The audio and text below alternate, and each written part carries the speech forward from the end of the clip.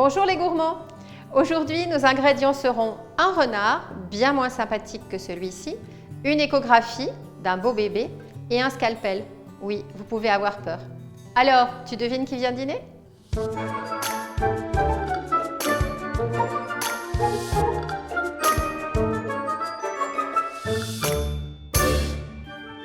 Vous l'avez compris, c'est Mary Higgins Clark que nous recevons aujourd'hui pour le dîner. Mary Teresa Eleanor Higgins, née le 24 décembre 1927 et disparue en 2020. Née une nuit de Noël, ce qui ne sera pas sans conséquence sur ses ouvrages ultérieurs. Celle qui sortait rarement sans son chignon banane est devenue, dès La Nuit du Renard, son premier roman paru en français en 1977, la reine incontestée du suspense. C'est avec La Nuit du Renard qu'elle inaugure la collection Spécial Suspense, des romans noirs à la couverture blanche. Quelle audace!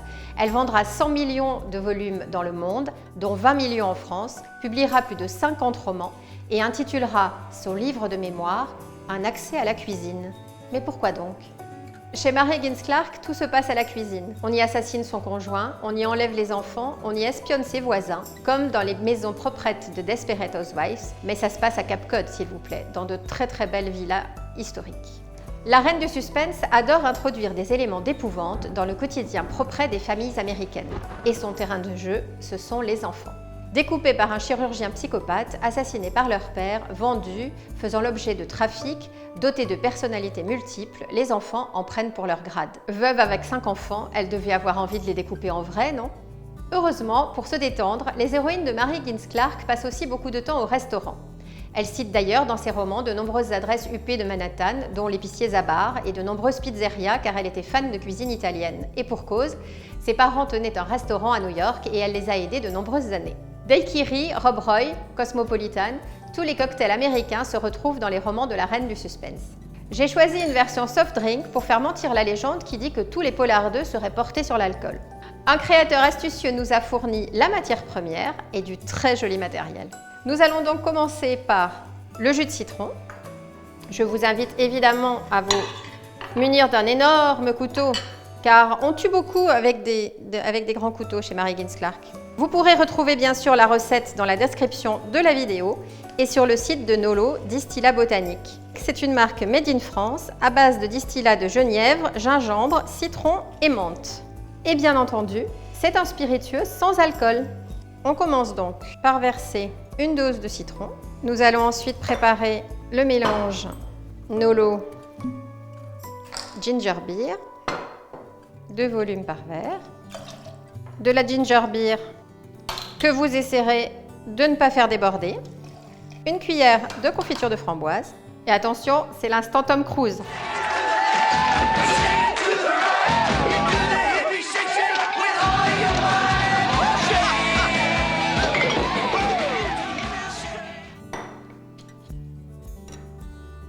Et voilà, une très jolie couleur et un délicieux cocktail auquel nous allons ajouter quelques glaçons. De la glace thématique, bien sûr. J'ai choisi des glaçons I See Dead People. Eh bien, vous pouvez donc les ajouter entièrement dans le verre. À votre santé et à consommer sans modération. Cheers! Les héroïnes de Mary Higgins Clark, ce sont des personnages positifs, d'excellentes mères de famille. Les hommes sont un peu en retrait et lorsqu'ils sont en première ligne, ce sont les tueurs. Comme en témoigne celui, par exemple, de La Nuit du Renard, qui séquestre ses victimes dans l'endroit où il faisait la plonge dans une vie antérieure, au sous-sol d'un restaurant situé à New York. Pas d'inquiétude, je ferai la vaisselle moi-même. Les héroïnes de Mary Higgins Clark ont un rapport aux enfants et à la cuisine assez particulier, car tout en voulant une vie très libre, elles passent beaucoup de temps en cuisine.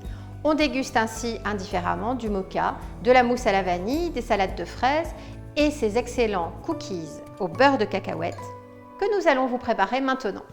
C'est le biscuit préféré de tous les Américains et il a fait la renommée de Phoebe, un des personnages principaux de Friends, même si elle l'est fait au flocon d'avoine. Emblématique du goûter traditionnel des enfants dans les romans de la reine du suspense, moelleux et onctueux, c'est le cookie au beurre de cacahuète que nous vous proposons aujourd'hui. Et si vous voulez y ajouter de vrais morceaux de cacahuètes à la fin de la recette, n'hésitez pas. Pour une quinzaine de cookies, il vous faudra 300 g de farine, 2 œufs, 100 g de sucre ou de sirop d'érable ou de vergeoise, 100 g de beurre et 200 g de beurre de cacahuète. On commence par la préparation humide avec le sirop d'érable et les œufs. Ce qui m'a fait très plaisir, c'est que nos producteurs, tous fans de polar, ont adhéré au projet. Pour cette recette, j'ai choisi les œufs de la maison Delcros, élevés en plein air, en Lozère.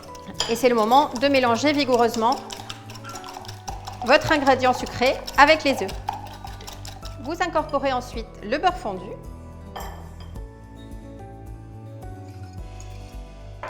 et vous continuez à battre le plus vigoureusement possible jusqu'à ce que la préparation mousse. Ce qui est très intéressant d'un point de vue gastronomique dans les romans de Mary Higgins Clark, c'est qu'elle décrit la confection des recettes, notamment des recettes aussi simples que les pâtes au basilic, par exemple, ou bien une recette de 4 quarts. Et c'est là qu'on voit qu'elle faisait les recettes dans sa vie. Elle donne même des petits tips de pâtissière du dimanche.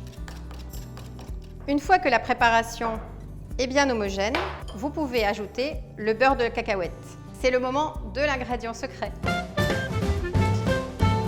Je vais utiliser le beurre de cacahuète Francis Miot, triple champion du monde et meilleur confiturier de France, dont le produit phare s'appelle la coucougnette. C'est authentique.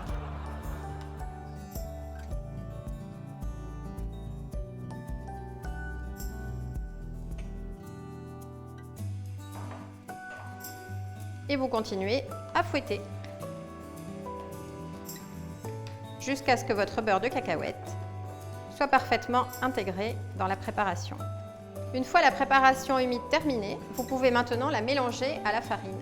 Il faut que je vous dise que mon livre préféré de Mary Higgins Clark, c'est La clinique du Dr H. Et rarement on aura vu un tel gastronome dans les romans policiers, en dehors d'Hannibal Lecter, qui déguste le foie de ses victimes avec des fèves au beurre et un excellent Chianti. Le Dr Riley est un très vilain bonhomme et certainement un des méchants les plus épouvantables de toute la littérature policière. Il transfère des fœtus de femmes qui veulent avorter sur des femmes en parfaite santé qui veulent avoir des enfants et passe pour un bienfaiteur de l'humanité. Le point qui a retenu mon attention, bien entendu, c'est que lorsqu'il se livre à ces expériences épouvantables, il projette le repas délicieux qu'il va se confectionner en sortant de la salle d'opération. Et il mange des asperges, il boit du Beaujolais nouveau et toutes sortes d'aliments très aristocratiques. Ce qui permet d'observer que dans les romans de Mary Higgins Clark, on mange des aliments comme les cookies au beurre de cacahuète lorsqu'on n'a rien à se reprocher. Et plus on monte en gamme dans les plats gastronomiques, plus on est un criminel possible. Pour cette pâte à cookies, j'ai utilisé de la farine du moulin de Laborie qui se trouve au Cosméjean et je vous invite à rejoindre le site internet du moulin parce qu'ils produisent des farines tout à fait insolites, dont une farine de lentilles totalement exceptionnelle. Et c'est le moment où il faut mettre la main à la pâte. Votre pâte à cookies est prête lorsqu'elle est un petit peu friable, mais que comme une bonne pâte à modeler, vous pouvez en faire des boulettes de cette sorte. C'est le moment de s'amuser à la pâte à modeler. Le personnage le plus sympathique, car le plus gourmand, dans les romans de Mary Higgins Clark, c'est Alvira Meehan, que l'on rencontrera d'ailleurs dans plusieurs romans. Elle a gagné à la loterie plusieurs millions de dollars et non seulement elle confectionne des bons petits plats pour son mari Willie, mais elle cherche également à faire du régime dans Ne pleure pas ma belle, un des romans qui se passe en Californie et qui fait donc exception à la tradition new-yorkaise de la reine du suspense. Dans cette clinique californienne hors de prix, Alvira Meehan fait une cure d'amaigrissement et donc on peut déguster avec les curistes de très bonnes mousses à la vanille et de la haute cuisine qui, tout en étant diététique, ne fait absolument pas maigrir les curistes. Certains y laissent la vie d'ailleurs, même si ça n'a pas grand-chose à voir avec les recettes de cuisine. Vous confectionnez donc des petites boules, vous pouvez également vous servir d'une cuillère à soupe et vous les disposez sur votre plaque à pâtisserie beurrée, assez éloignés les uns des autres parce qu'ils vont prendre en volume au cours de la cuisson. Une fois que vos cookies sont bien disposés de manière éloignée sur la plaque à pâtisserie, vous pouvez enfourner à 180 degrés, thermostat 6, entre 10 et 15 minutes. Pas plus car souvenez-vous, la pâte à cookies, c'est presque aussi bon que le cookie cuit.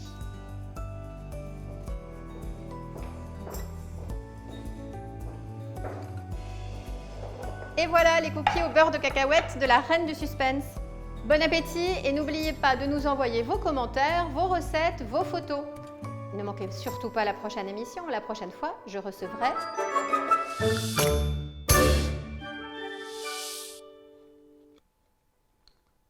Ça me donne des envies de chignon banane. Je vais aller chez le coiffeur.